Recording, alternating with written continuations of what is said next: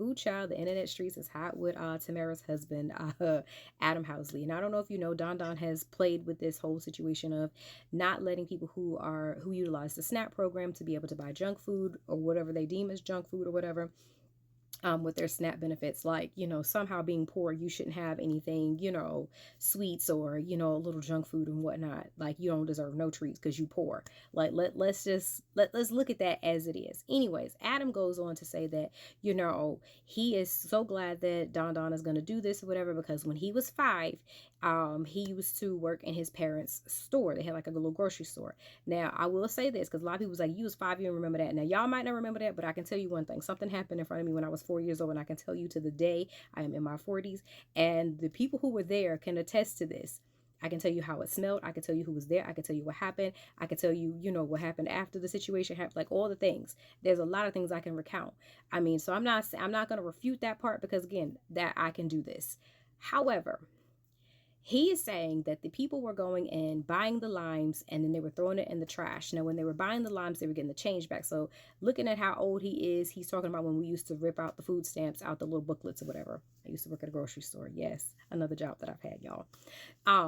And they would get the change, they would collect the change, they would buy cigarettes, they would buy alcohol. Now, it's real interesting because, he comes up with these meager, upbringing and what have you. When you grew up in Napa Valley, you said that you had a vineyard in your front yard long, long time ago. Now, all of a sudden, you grew up as this little poor errand grocery boy who used to scoop cigarette butts out of planters, and you got paid in baseball cards, because, he used to be a baseball player, but that's what he said. He got paid in baseball cards, and he worked in those stores, plural, until he went on to be on TV. So now let's go ahead and talk more about your privilege, that you had stores. And then it was like, he's not trying to hurt, the single moms and stuff. You're absolutely going to hurt the single moms, because the single moms' kids don't deserve treats. They don't deserve cookies. So you're basically saying that a child does not deserve a cookie because they're poor. Like, way to go ahead and say it. We should say you don't deserve alcohol because you look like you drink it a lot. See how that works? But yeah, baby, they have been dragging his ass for fucking filth. And of course, he's just like, oh, well, they're just mad because I told the truth. What truth did you tell? What truth did you tell? Other than, we kind of see why Tika don't come around, because I wouldn't come around your ass either. Because the other thing is, they pulled up that moment where Tamara was on the reel and she was like, my husband's not a racist. Baby doll, I'm so sorry to say this. I'm gonna hold your hand a little bit. I'm gonna say that he is, because this right here, this is classist. This this is racist, because you're also insinuating. But here's the thing: when you look at the statistical data of who receives SNAP benefits and who receives, quote unquote stamps, it's people who look like Adam.